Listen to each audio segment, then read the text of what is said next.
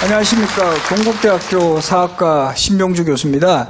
오늘 강의할 주제는 조선왕조실록과 기록문화라는 주제로 이번 주에는 이제 조선왕조실록이 어떻게 편찬이 되고 보관이 되었는가 이 과정에 대해서 주로 살펴보고 다음 주 시간에는 조선왕조실록의 이모저모라 그래가지고 조선왕조실록에 뭐 코끼리가 나오고 장금이도 나오고 뭐 이런 여러 가지 그 재미있는 스토리 중심으로 강의를 진행을 하겠습니다. 그래서 이 조선왕조실록 그러면 되게 알듯하면서도 구체적으로 여기에 어떤 내용이 기록됐고 어떻게 편찬이 되었고 보관이 되었는지 이런 거는 잘 모르시는 분들이 많은 것 같아요. 그래서 먼저 조선왕조실록 정의부터 내려보겠습니다. 한번. 조선왕조실록은 조선시대 역대 왕들의 행적을 편년체로 기록한 책이에요. 조선의 왕은 27명 왕이고 1392년에 건국이 되었고 1910년에 멸망했으니까 보통 27대 519년이다 이렇게 이야기를 하는데 조선왕조실록은 여기 자료에도 보시지만 태조실록부터 철종실록까지 25대 472년간의 기록만을 조선왕조실록이라고 합니다. 이건 왜 그러냐면 지금 국보로 지정된 조선왕조실록 그리고 1997년에는 세계기록유산이라는 타이틀까지 얻게 됐어요. 이 조선왕조실록은 태조실록부터 철종실록까지를 이야기를 합니다. 그럼 왜 고종실록, 순종실록이 있습니까? 없습니까? 있죠. 있는데 왜 이거는 제외가 되었을까?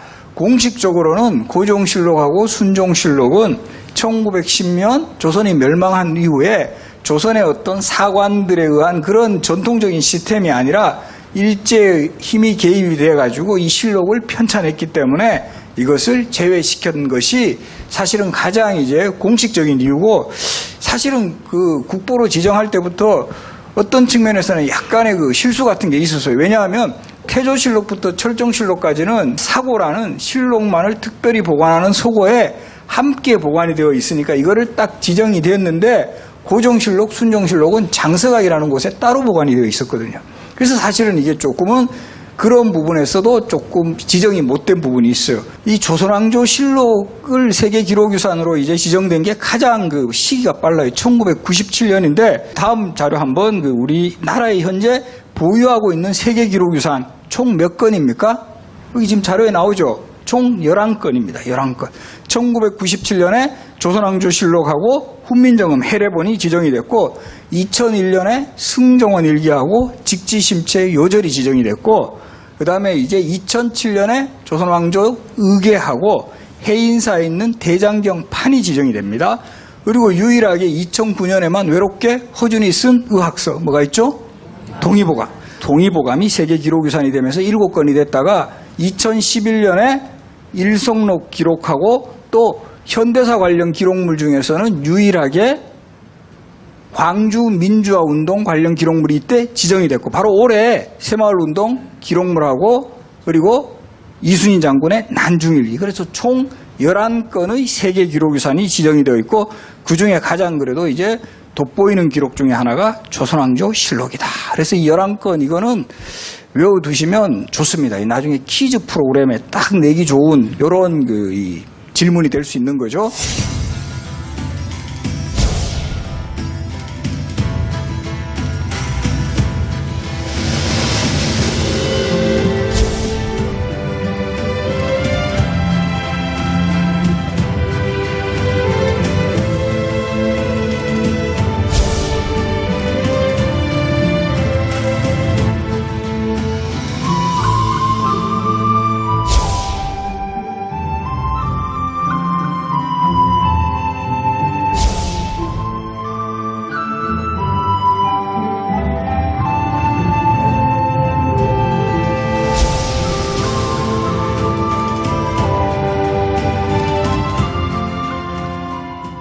조선왕조실록이 편찬되는 가장 기본되는 원칙은 왕이 돌아가신 이후에 조선왕조실록은 편찬이 되는 겁니다. 왕이 사망한 이후에 전왕의 실록을 편찬하는 그러니까 예를 들어 가지고 뭐 세종실록 같으면은 문종 때, 문종실록 같으면은 단종 때 그러면 첫 번째 왕조의 실록인 조선왕조실록, 태조실록은 어느 왕 때 편찬될까요?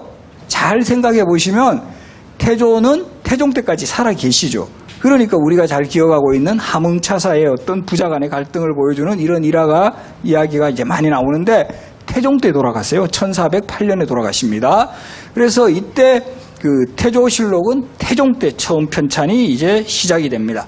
그래서 이 실록 편찬을 하게 되면 실록청이라는 게 구성이 되는데, 이때 이 실록청이 구성이 되었을 때는 여러 사람들이 참여를 해요. 보통은 전임 사관을 8명을 배치해가지고 왕이 생전에 계실 때 왕이 주재하는 뭐 회의라든가 왕의 행차라든가 뭐 심지어는 왕이 사냥하는 데까지 따라가가지고 뭐 노루를 몇 마리 잡았는지 이런 까지 기록을 합니다.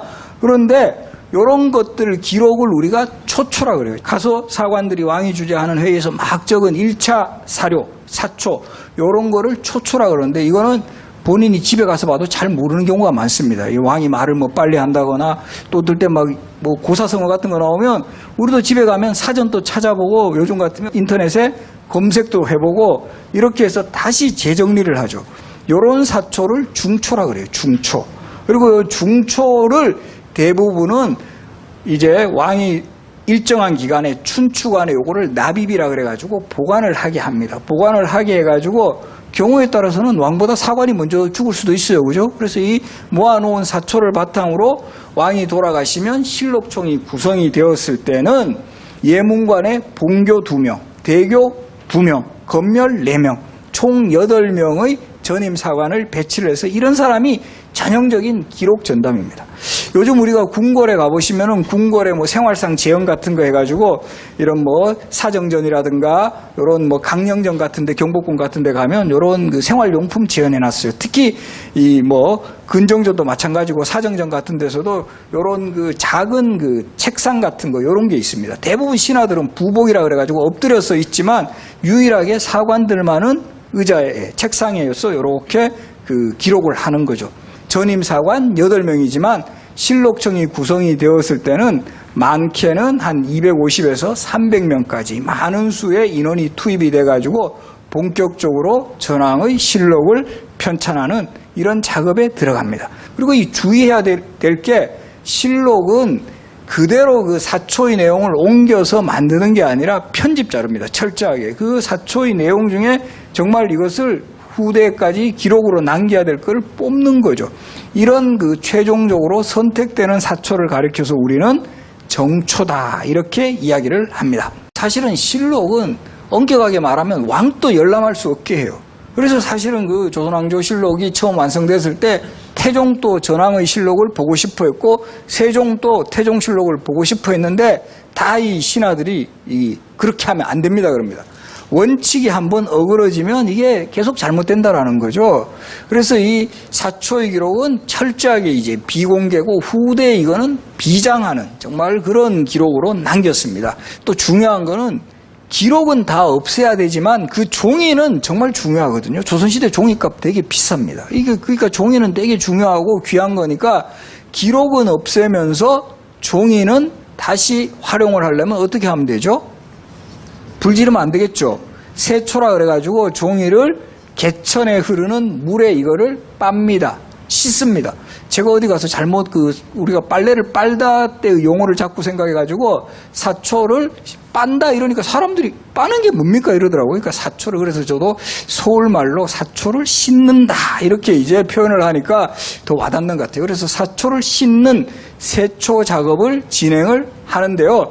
그래서 이 조선시대의 이 세초가 벌어졌던 공간이 어디냐 하면은 이게 지금 도성로라는 지도예요. 조선 후기의 서울의 그 모습을 그린 지도인데 이 지도를 보면은 여기 밑에 세검정이라고 지금 한자 보이죠, 그죠? 저 세검정 옆에 있는 저 개천 이름이 홍제천입니다. 그래서 지금 홍제천이 흘러가서 지금 서울의 동네 이름도 홍제동이잖아요.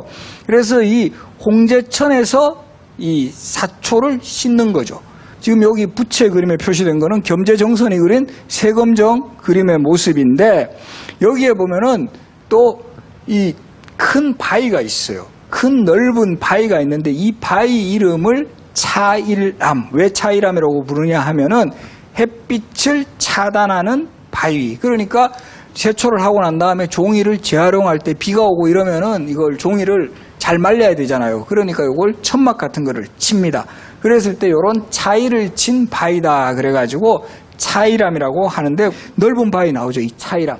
이 현장 지금도 남아 있습니다. 지금도 남아 있어가지고 여기 한번 정말 궁금하니까 한번 내려가 보자. 내려가면은 삐 소리 울립니다. 조심해야 됩니다. 요즘 문화재청에서 이런 문화재 관리가 상당히 엄격해가지고 이거 안 봐도 막 소리 울려요. 저도 한번 잘못 내려가려고 그랬다가 소리 울려가 놀래가지고 온 적이 있었는데 그냥 이렇게 위에서만 지켜보십시오.